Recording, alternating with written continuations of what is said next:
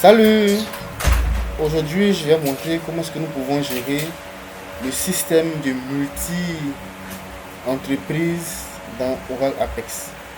Alors, je peux créer mon système, mon application, et je veux que plusieurs entreprises arrivent à utiliser à la fois le système. Donc, l'entreprise A, quand elle se connecte, elle invoque ces informations. L'entreprise B, quand elle se connecte, elle invoque ces informations. Et pourquoi pas après permettre à ce qu'il y ait un super administrateur qui peut tout voir. Bon, tout dépend de la gestion qu'on veut faire. Mais ce que nous allons faire aujourd'hui, c'est permettre à ce que chaque entreprise, à travers la même application, puisse gérer son quotidien. Donc pour ce faire, il faut d'abord créer nos différentes tables. Donc on a déjà mis en place une vidéo qui montre un peu comment est-ce qu'on crée les tables dans Oracle Apex. Alors, d'abord, après avoir créé les tables, il faut s'assurer que dans chaque table, notre table concernant l'entreprise, ici j'ai appelé profil entreprise avec les différentes informations, que l'ID de cette table-là soit répété dans chaque table. Donc ici par exemple, on a la table client, et dans la table client, nous avons ID entreprise, qui est la clé étrangère de profil entreprise que j'ai créé. Donc chaque table aura la clé de notre table entreprise que nous créons. Alors, lorsque nous avons fini de faire cela, ici dans profil entreprise, si je viens dans la partie données, ici on a deux entreprises qu'on a créées. Alors entreprise A que j'ai appelé ETP01 et entreprise 2 que j'ai appelé ETP02. Alors on va faire notre système et à la fin chaque entreprise doit pouvoir se connecter et pouvoir gérer son quotidien de façon séparée. Alors pour ce faire, nous allons venir dans notre page où on crée les applications dans Oracle Apex. Alors je rappelle, on fait dans App Builder, créer. Donc, on va créer rapidement une application pour pouvoir gérer ce que nous voulons faire. Ici je vais l'appeler EP test. EP test. Voilà. Et je vais prendre la partie créer. Voilà, on va utiliser l'assistant de création de l'application. Alors, nous avons déjà le minimum qui est là. Je vais tout cocher. Je vais décocher la partie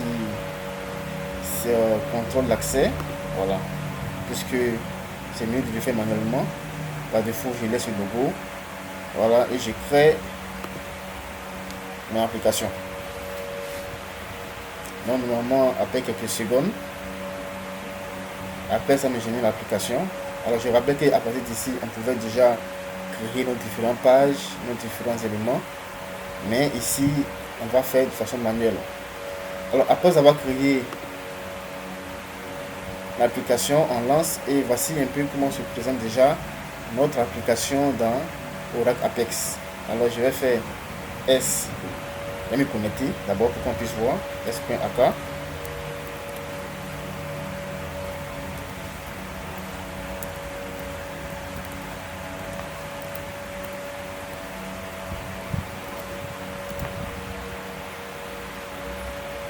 Je vais remettre les informations de connexion.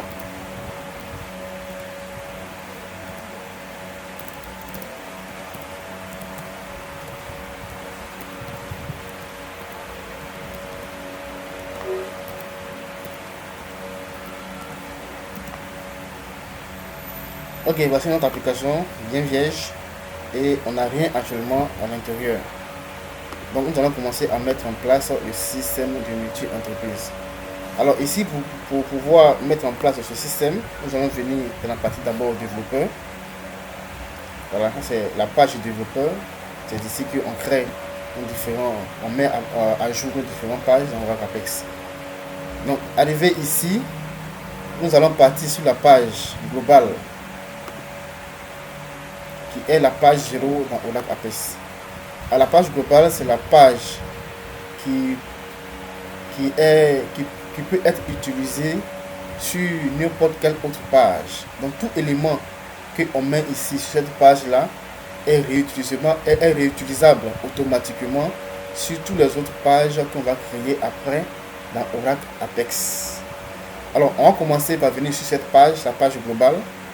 On va créer un élément qu'on va appeler ID entreprise. D'abord, alors cet élément-là, comme j'ai dit, sera automatiquement utilisable sur toute autre page que nous allons créer ultérieurement. Alors, ça charge un peu, on va attendre que ça finisse de charger. Ok, donc sur cette page, on va créer un élément. Alors, je vais éviter de le mettre dans une région. Parce que si je mets une région, la région va se répéter sur toute la autre page qu'on va créer après. Donc, cet élément, je vais l'appeler ID entreprise. Alors, ce que je fais, c'est une méthode. Il y a plusieurs manières, mais selon moi, c'est la manière la plus simple de gérer ça. Parce que c'est plus souple. On peut manier nos objets facilement. C'est pourquoi j'utilise cette méthode. Donc, je crée l'élément ID entreprise que je masque. Voilà, sur la page 0. Alors, une fois que cela est fait, je vais répartir sur notre page 999, la page de connexion. Alors, sur cette page, par défaut, on a le username et le mot de passe qu'on renseigne par défaut.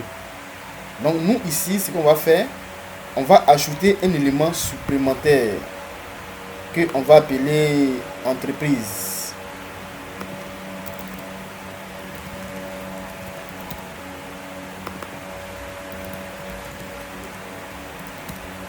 Alors cet élément, on peut le mettre en liste de valeurs. Comme on peut le laisser sur un champ libre, laisser la possibilité à l'utilisateur de renseigner le nom de son entreprise ou une liste de valeurs pour éviter les erreurs. Donc par défaut, on va laisser comme ça. Lui, il renseigne le nom de l'entreprise qui est unique, je suppose. Donc ici, on a, dans ce cas de figure plutôt, il faut que le nom de l'entreprise soit unique. Si l'utilisateur renseigne le nom de l'entreprise. Donc ici, on a l'élément qu'on a renseigné, que j'ai appelé entreprise. Je vais venir changer le type, mettre ID, ok, et un élément simple qu'on renseigne. Alors derrière cet élément, je vais faire des calculs derrière ces éléments pour pouvoir récupérer l'ID de notre entreprise qui a été renseignée par l'utilisateur. Et là, c'est le cas où l'utilisateur renseigne manuellement le nom de l'entreprise. Si ça nous dit ces valeurs, c'est rapide. Là, on récupère rapidement l'ID et on l'amène à notre élément en question. Sur la page 0. Donc ici, je reviens sur notre élément, je fais clic droit et je viens créer calcul. Et cela, il faut mettre après soumission. C'est lorsque on soumet la page que ce calcul-là s'exécute. Alors, qu'est-ce que je vais faire? Je vais aller sélectionner dans notre table pour qu'on puisse bien voir ensemble. Ici, je vais aller prendre l'ID de notre table. Et notre table profil entreprise. Ou alors le nom de l'entreprise, ici je le mets en majuscule, égal à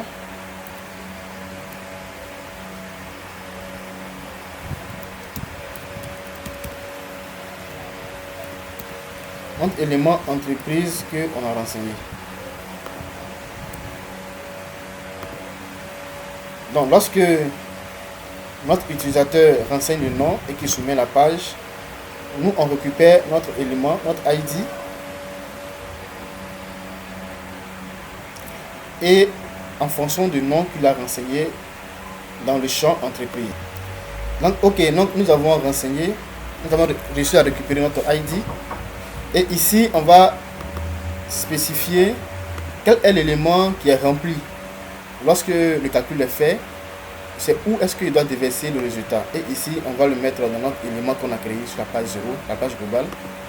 Donc, lorsqu'il fait le calcul, il déverse le résultat sur notre page globale P0. Donc, ici, on va réinscrire la table. On va aussi rendre notre clé, notre élément plutôt obligatoire pour obliger l'élément, notre utilisateur à pouvoir renseigner l'élément en question. Ok, donc on peut aussi mettre une petite validation pour contrôler un peu. Élément entreprise existe. Donc ici on va mettre code de fonction renvoyant un test d'erreur, pourquoi pas. Donc on va mettre ce petit code PLSQL.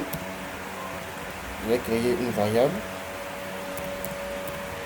de type number, pourquoi pas. Ok, donc ici je vais faire un petit code, je vais sélectionner et compter le nombre de résultats étoile.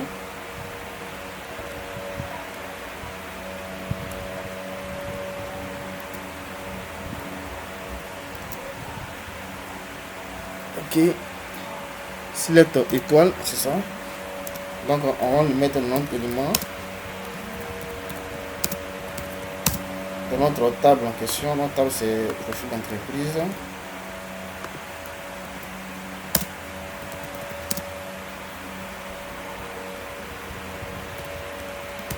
Donc après le nom égal à après deux points entreprise.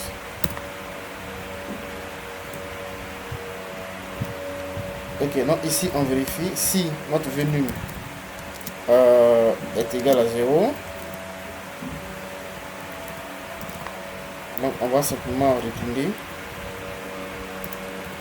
pour dire que on va dire simplement l'entreprise. Donc l'entreprise n'existe pas, pourquoi pas, n'existe pas, simplement.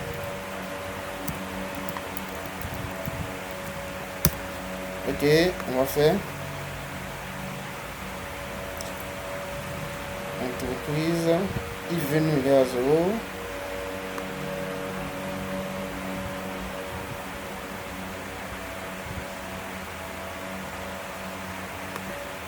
Ok, donc ici l'erreur, on doit mettre un if plutôt, ou des n simplement. Ok, je pense que le code est bon. Et on va valider. Donc lorsque on clique que l'entreprise n'est pas renseignée, on va dire simplement que l'entreprise n'existe pas. Donc ici, qu'est-ce qu'on fait déjà? Lorsqu'on se connecte, on prend l'idée de notre variable et on le met dans notre élément qu'on a créé sur la page 0. Alors pour tester si réellement l'élément est récupéré, on va aller sur la page d'accueil. Notre page d'accueil, on va créer une région, pourquoi pas. Dans le body, on va créer une région. On va mettre un élément affiché uniquement. On va mettre l'élément d'abord dans la partie body. Ok, et je vais prendre afficher uniquement. Bon, on va arrêter de soumettre et on va mettre test entreprise. Alors pour pouvoir vérifier, on vient dans la source, on va dire que c'est une expression. Donc on fait un select, on va sélectionner le nom de notre table, c'est profil, c'est ça, profil, ou notre id entreprise, ok, égal à le point à la page 0 id entreprise. Donc ici, ok, le select c'est que on a pris le mauvais type de requête qu'on devait sélectionner. On a pris expression, on prend requête renvoyer une valeur unique et on va remettre notre code. Je pense que c'est bon maintenant et on va enregistrer. Ok, donc on va répartir notre application, on va actualiser. Ok, ici on voit qu'on a une entreprise. Bon, il y a une valeur à ajouter. On va laisser nos tests. on a le nom, le prénom. Donc on va tester. Je vais prendre dans l'entreprise EP01 que je renseigne. Je mets le nom utilisateur et le mot de passe.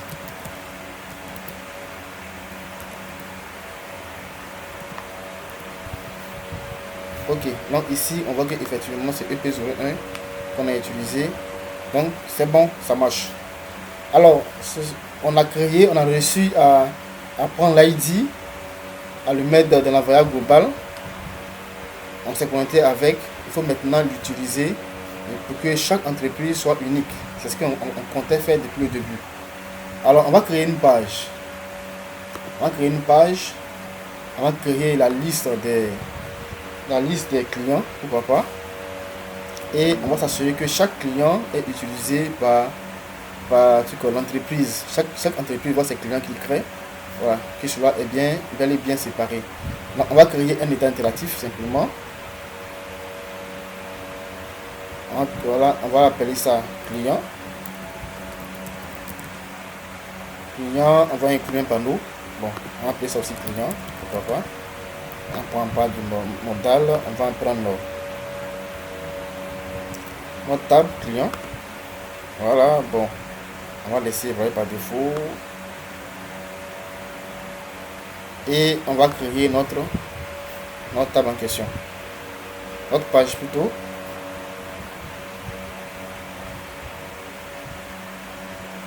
Ok, donc ici on a la liste de nos pages.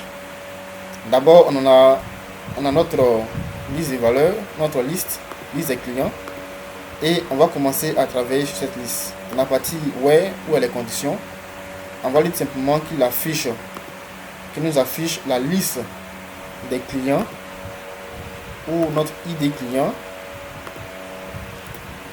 égale à 2 points égale à plutôt 2 points P0 ID entreprise. Donc il affiche que les clients ou l'ID client est égal à la liste des clients que le système s'est connecté avec l'entreprise s'est connecté. Donc il affiche que les clients ou l'ID entreprise égale à l'entreprise connectée simplement. Donc normalement c'est P0, page globale. Cela est accessible à toutes les pages, mais pour la bonne pratique, il faut toujours affecter l'élément à soumettre. Il faut mettre l'élément à soumettre toujours pour éviter certaines erreurs.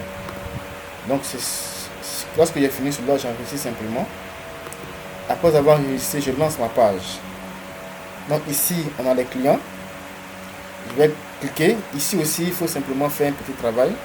Donc on a le nom, prénom, téléphone, email, ID d'entreprise.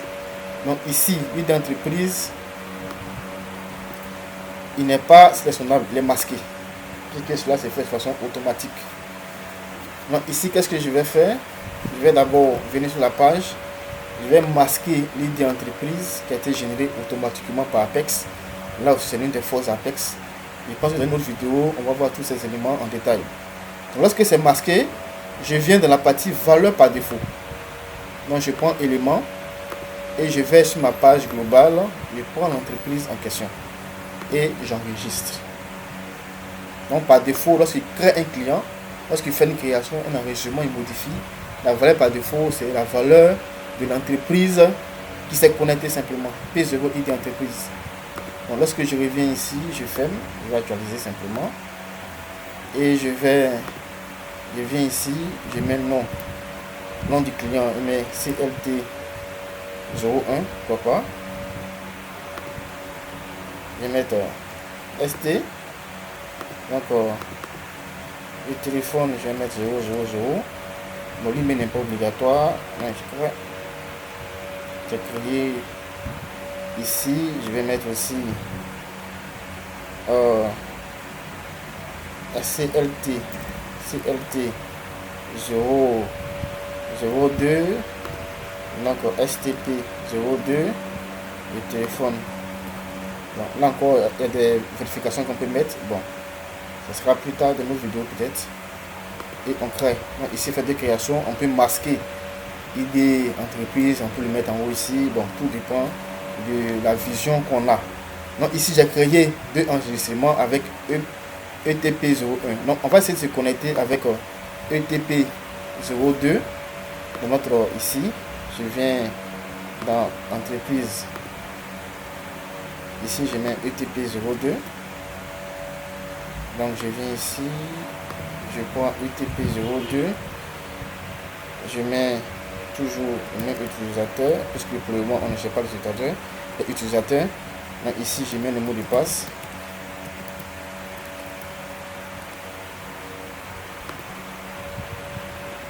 Ok, donc on voit que bel et bien ETP02 qui a été pris. Donc quand je viens ici, je ne vois rien.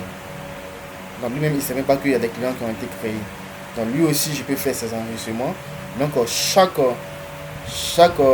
utilisateur qui se connecte avec son entreprise verra les informations de son entreprise.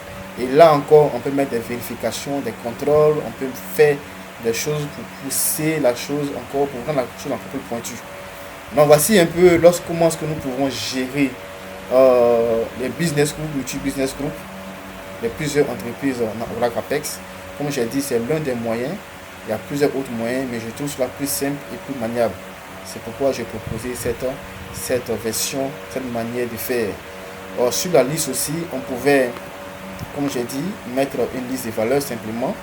Et avec la liste de valeurs, ça nous évite de ramener chaque fois, d'aller prendre, faire une requête, un calcul pour aller prendre l'ID de l'entreprise qui a été mis. Ça nous évite ça, puisque la liste de valeurs ramène directement l'ID. Donc c'est l'ID directement qu'on met en P0 et on fait notre travail. Ici, on peut aussi bloquer les utilisateurs par entreprise. Bon, tout dépend de notre vision. Donc merci de m'avoir écouté et à bientôt.